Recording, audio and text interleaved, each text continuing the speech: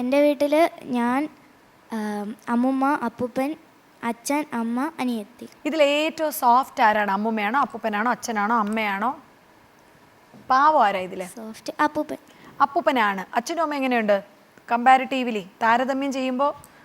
കുഴപ്പമില്ല. കുഴപ്പമില്ലെന്നേ ഉള്ളൂ. പക്ഷെ അപ്പൂപ്പനും അമ്മൂമ്മയാണ് കുറച്ചുകൂടെ നല്ലത്. വഴക്ക് പറയുന്ന ആരാ ഇതിൽ കൂടുതലായിട്ട്? അമ്മ. അമ്മ തന്നെയാണ്. ഓ, അമ്മമാർക്ക് എപ്പോഴും ആ മാർക്ക് കിടക്കുന്നുണ്ട് കേട്ടോ. ഇനി എന്തൊക്കെ പറഞ്ഞാലും അമ്മമാർക്ക് തന്നെ മെറിറ്റ്. ഓക്കെ, അപ്പോൾ അപ്പൂപ്പനും ഈ അച്ഛനും അമ്മയായിട്ടും പറഞ്ഞിട്ട് നടക്കാത്ത കാര്യങ്ങൾ അപ്പൂപ്പനും അമ്മൂമ്മയുടെ അടുത്ത് ചോദിച്ച് മേടിക്കാറുണ്ടോ? എൻ്റെ അനിയത്തി വാങ്ങാറുണ്ട്, ഞാൻ ചിലപ്പോഴൊക്കെ വാങ്ങിക്കാറുണ്ട്. അനിയത്തി എന്താ ചെയ്യുന്നേ? അനിയത്തി 2ാം ക്ലാസ്സിൽ പഠിക്കും. 2ാം ക്ലാസ്. നിങ്ങൾ 5 വയസ്സിൻ്റെ വ്യത്യാസമുണ്ട്. എങ്ങനെയുണ്ട്? അനിയത്തിയെ മാറ്റി ഒരു അനിയനെ എടുക്കണമായിരുന്നു എന്ന് തോന്നുന്നുണ്ടോ? അത് നേരത്തെ ഉണ്ടായിരുന്നു. നേരത്തെ ഉണ്ടായിരുന്നു, പിന്നെ വന്നപ്പോൾ അനിയത്തി ആയിപ്പോയി. ഇപ്പം നിനക്ക് അങ്ങനെ ഒരു ചെറിയൊരു ആഗ്രഹം ഉണ്ടോ? ഒരു അനിയനായിരുന്നെങ്കിൽ കുറച്ചുകൂടെയൊക്കെ നല്ലതായിരുന്നു, നമുക്ക് കളിക്കാമായിരുന്നു?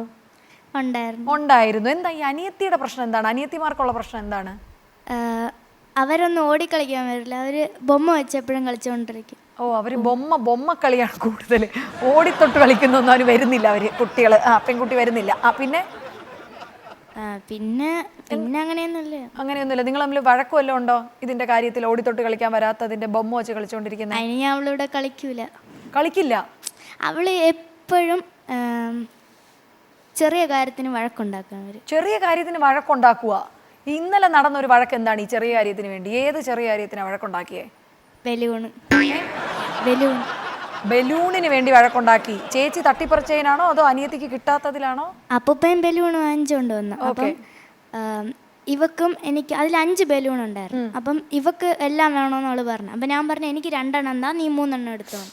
അപ്പം അവളെനിക്ക് 1 തന്നിട്ട് അവക്ക് എന്നാ 1 വേണമെന്നും പറഞ്ഞ് ഇന്നലെ അടി ഉണ്ടാക്കി. ഇതിൽ പക്ഷേ എനിക്ക് തോന്നുന്നു അപ്പൂപ്പൻ്റെ ഭാഗത്താണ് തെറ്റ്. 2 പിള്ളേരുള്ള വീട്ടിലെങ്ങനെയാണ് ഈ 5 ബലൂൺ മുറിക്കാൻ പറ്റുന്നത്? അതെന്ത് കണക്കാണ്? അത് അപ്പൂപ്പ ശരിയല്ലല്ലോ. ഒന്നീ അപ്പൂപ്പ 4 ബലൂൺ വാങ്ങിച്ചിരുന്നെങ്കിൽ 2 അവിടെ തീർന്നു. ഇല്ലെങ്കിൽ 6 ബലൂൺ വാങ്ങിക്കണം. അതും ഇല്ല 5 ബലൂൺ. 2.5 നമുക്ക് എന്തായാലും ബലൂൺ മുറിക്കാനും പറ്റത്തില്ല. പക്ഷെ എന്നിട്ട് അവസാനം ബലൂൺ ആരെടുത്തു? എല്ലാം പൊട്ടിച്ച് കളഞ്ഞോ അതോ? 3 അവക്കും 2 എനിക്കും വെച്ചെടുത്തു. ഈ മൂത്ത കുട്ടികളാവുമ്പോഴത്തേക്ക് ഇങ്ങനെ കുറേ അങ്ങ് സഹിക്കേണ്ടി വരുന്നുണ്ടല്ലേ നമ്മൾ?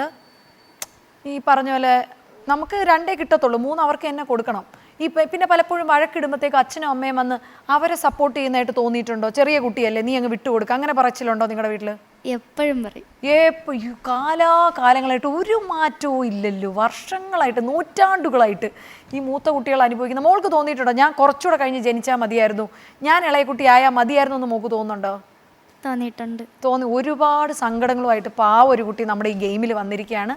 ഒരുപാട് വിഷമങ്ങളുണ്ട് കുഞ്ഞിന്. അപ്പോൾ എന്തായാലും മാറ്റാം, നമുക്ക് കുഴപ്പമില്ല കേട്ടോ.